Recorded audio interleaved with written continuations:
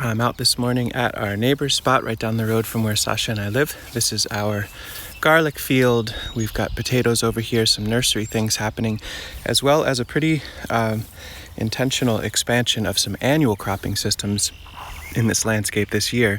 I'd like to do a walking tour of where things are. Let's start with garlic. The 2023 harvest is not too far away. I've mentioned this in other videos around the metric or the moment that it feels appropriate to start pulling garlic. Right now I'm looking at some hardneck garlic and we're definitely not there yet. We're not ready to pull, even though there's a little bit of tip dying. That's completely normal. That's part of the process. What we're looking for are the stalks to be more dead looking, quote unquote dead, dried down. I mean, this looks discouraging or nerve-wracking if you're just new to garlic, but this is them drying down, focusing on bulb consolidation, tightening. And so I would guess here we are at the beginning of July. It will probably land around an average moment this year of the third week of July for most of this to be harvested, but maybe we'll chip away at a little bit on the early side so we've got some fresh, sweet-eating garlic, but most of the crop's a few weeks away from being harvested. I feel really good overall with the size, considering how dry it was earlier in the season when it was a kind of a critical moment for bulb formation. I think there was enough moisture in the soil because of the mulch, because of the permanent raised beds that could hold on to the water, that the garlic survived that and expanded a bit. And now we've gotten enough rains that hopefully it's the right amount for them to size up fully. But just a random sampling. So that's got a little ways to go. That's not a completely random sampling. I was looking for a slightly larger neck, but that's a very happy looking garlic. I'm really pleased with that. There's certainly a lot in the field that look like this, which is a completely serviceable head as well. Maybe not prime for sales, but certainly good for eating. And then part of me pulling a little bit here there is to get down into the soil and feel around. So we've had some really deep penetrating rains in the last few weeks, and it looks as though it's definitely getting all the way down to the root zone, but I'm not feeling saturated soil or deep wetness.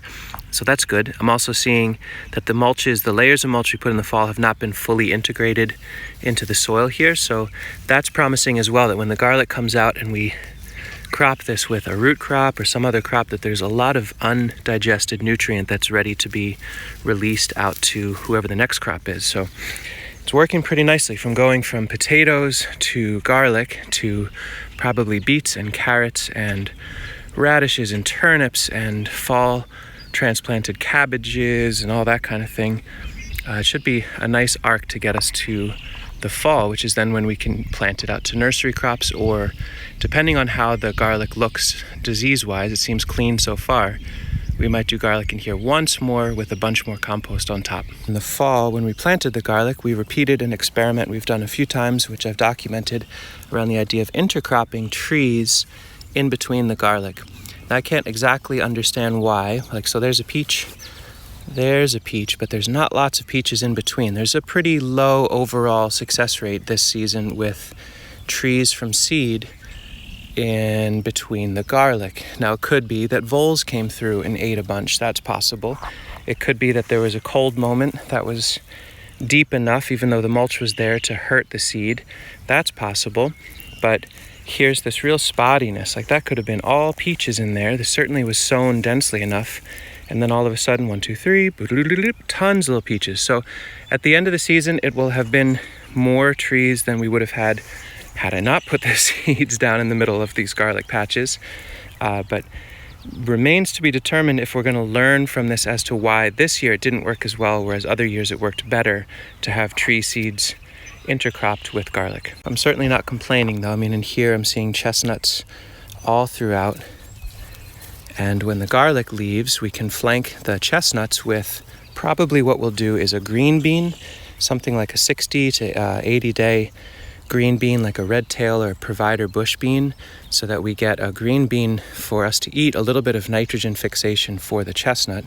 So in other words, the beans will replace the garlic in a few weeks, and hopefully the timing will be right to have that work out, and then we can dig the chestnuts in the fall. So less total success than I would have liked, but then again, that is not a bad bonus of free trees in this space. We had excess seed in the fall. It was easier to store it in the soil where it could grow than in crates that had to be transplanted out. So I'm pleased enough. Most of this garlic patch looks pretty darn uniform and ready to go. Another 2 to 3 weeks would be my guess, with the exception being here, I'm seeing some of the softneck flopping over, which it means they're getting closer. Once they start to really flop, they're not going to do much more growing. They're kind of shutting down. So we'll be thinking about some of the softneck getting harvested sooner. And I'll give a release. This is the first time we've tried persimmons direct sown in the fall. Same picture, randomly really happy and then way spotty and then happy again. Spotty, then happy again. But oh well, it looks like there's about 200 to 300 persimmons in the middle of this bed down to the end. And so we'll be thinking about some of the softneck harvest soon as they flop over and really yellow down. Another sampling of the hardneck just for fun, just to get. But there is a head of garlic that I can feel really pleased with.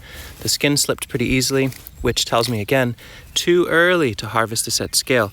The skins have not tightened down. There's a lot of moisture that could be moving down into the bulb and probably finalizing some good long-term storage and flavor and clove development. But that is a beautiful looking garlic, and in a few weeks it'll be even more beautifuler.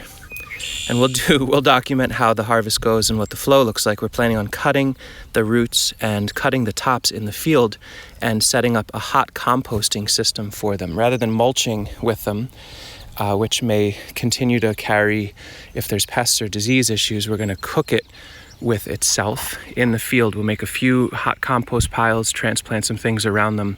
We'll share notes how that evolves, but that'll be when the harvest is ready.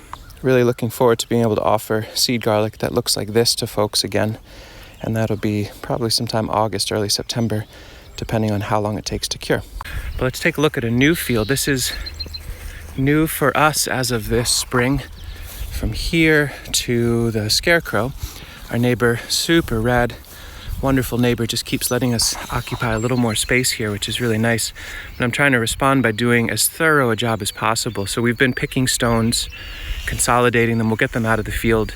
I think he likes the sense of that. He likes good clean rows, and so I'm trying to do that. And this is our potatoes for the year. They're feeling really good to me right now. We're close to nearly weed-free. A little bit more bare soil than I would necessarily adore in life, but what I did is lay these beds out on 4-foot spacing, which allowed me to go through with my electric BCS with a rotary plow on a really deep setting and dig the walkways and hill it against the potatoes down one direction, down the other direction, back up, back down.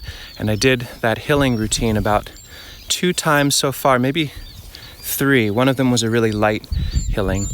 But that broke up the weeds in the walkway, brought tons of soil around the potatoes. They're looking really nice, pretty healthy overall. Not too many issues in here. And maybe we'll do one more hilling. I don't think I'll bring the BCS back through, but after a good rain and then drying down for a few days, we'll take some shovels and do a last round of hilling just to get as much soil around these potatoes as possible. This is 100% a potato field planted from seed that was down in our basement. And so there might be some questions around disease or around, carrying some issues from the past year of growth. My hope is that with enough compost and enough good hilling and sunlight and air around them, they'll be able to form a really good crop. But we've got some beautiful Adirondack blue potatoes in here. There's Kennebecs. There's an ancient blue potato in one of these rows. I think it's this one here. We'll take a look when we harvest. They're small, almost black. They're so purple.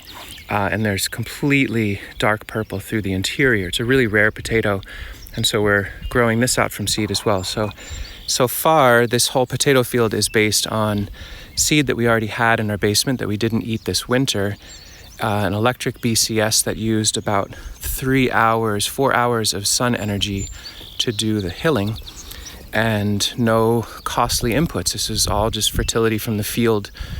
Our neighbor would mow with a brush hog, and we'd rake up all the material and put it in the walkways and then hill that again. So far we haven't brought any mulch or wood chips from outside, just some compost from the chicken yard and the mulch from the field, and work with the electric tools. So great yield so far. We'll see how it actually finishes up. Whether or not we get late blight, early blight, all that remains to be determined. But I'm very hopeful, and so far it seems reasonable to be. We've got a nice block of Tuscarora flint corn. This is, I think, a 7,000-year-old line of corn that our friend Vince from the Tuscarora Nation out towards Buffalo shared with us. I'm amazed. It's amazing how beautiful and long the corn is and how tall and strong they grow. I'm excited to see that grow. There's no other corn right in this field, so hopefully it'll stay true. And then we've got some mammoth sunflower that we need to thin down a little bit, but it should be a beautiful wall of corn and sunflower on the edge here. This line got weedy, but it still seems functional enough. We've got Waltham butternut squash that are hoping to grow out. My hope is that they can take hold and start accelerating. This one's doing nicely. We do one last tight mowing and then let them run this walkway for the season. There's golden giant amaranth in there. This bed got pretty weedy. I thought I'd weed whack it down, but I ran out of batteries on my weed whacker, but it's still growing okay. So lots happening in this middle scene. We've got some hazelnuts that grew in between rows of garlic last year. We let them overwinter and they're growing again. So there'll be some beautiful second-year hazelnuts so long as the deer don't eat them. And then what we're trying to do is come through minimal tillage, minimal soil disturbance, but take the rotary plow and cut. So we mow down the vegetation, the grassiness, the weeds, reclaim that, and then do a cut with the rotary plow on the BCS to make a planting channel.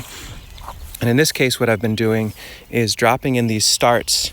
There's an Amish-run nursery in Interlaken, New York, called Countryside. I'm going to put notes in the description if anyone's interested. Our friend Daniel there has leftover flats of these starts that he's selling for 15 to 20 cents a piece, and that's for like a blue Hubbard squash that's already this far along. In fact, I probably would do well to pinch some of these flowers and young fruit so they can develop more. But they're old flats of plants that are root bound but really need to find a home, still super viable. And so we're just putting in these plugs. Check him out in the description if you found that interesting and you're anywhere near the Mid Lakes or the Finger Lakes. It's a great deal. Anyway, so there's cucumbers all throughout. There are winter squash. It's all boundary planting. There's a whole bunch of zucchini. There are different varieties of kales. There's cabbages. There's cauliflowers all there. So we're trying to fill it with cropping on the boundary so we can reclaim that edge and hopefully get a really nice yield. Be nice to get some compost around these and some mulch, but we're waiting for the next couple of rains. Looks like these cucumbers are starting to actively grow. So pretty soon we'll think about pounding in some stakes and running some trellis wire to carry them, and that'll help make a little bit of a boundary fencing for this space. Not much, but enough to maybe deflect the deer. You can see in here in the garlic area, this is where I made some time to get some metal T-posts in. They'll get pulled eventually, but right now we're pounding them in. We'll put some wooden stakes in between. You can see the reason here is because there's tomatoes, ba-doom, ba-doom, ba-doom, every 2 or 3 feet down this entire line. This was a bed we didn't plant out to garlic. So the north side is tomatoes, the south side are cabbages. There's some weedy potatoes we still have to pull. But the tomatoes are pretty small yet, but the plan is to hammer in some stakes in between, run some trellising, and have trellised determinate tomatoes in this row, and the same thing down this row. Most of the tomatoes we put in, again, are from that Countryside nursery, and I asked him for determinate tomatoes so we have a simpler cropping regime. It's just basically they'll put on most of their crop in one fell swoop. We'll harvest it all and then rotate this into another annual crop. It's nice to see these cabbages starting to grow a bit. They went in relatively small and pretty root bound, but pretty clearly they are actively regrowing. Some slug pressure, but that's completely manageable. We'll side dress them with compost. We'll pin down the weeds with mowing from the main part of the field. That's a fair bit of cabbages, and it goes on and on and on. We'll have to figure out what to do with them if we're so lucky as to actually get a crop. But if the crop does work out, this is a lot of cabbages, and they were 15 cents a pop, so my gosh. And what's fun with that nursery, he's open to me washing the little containers and tags and sending it back to him so he can reuse them, and that just makes me feel really happy. If there's interest in more details around this, you want me to dive a little deeper in certain subjects that I chatted about a little in this video, please don't hesitate to ask in the comments. I'll give a little shout out to our friend Daniel at Countryside for anyone in our general area. Just you got to give them, they're Amish, so you got to call. You almost never get somebody, so leave a message with your number and they'll call you back if you're interested in their Discount Flats. Tell him Sean sent you. I'm hoping he gets to sell every last one that's there. I really like those folks. For now, it's back to the very unglamorous work of hand weeding around beans and squash and golden giant amaranth that are all starting to thrive, but getting lost to the weeds. That part is not that exciting of a video. So that's the end of my chat for now. Thanks for watching. Looking forward to sharing updates with how the garlic comes out. That's soon enough.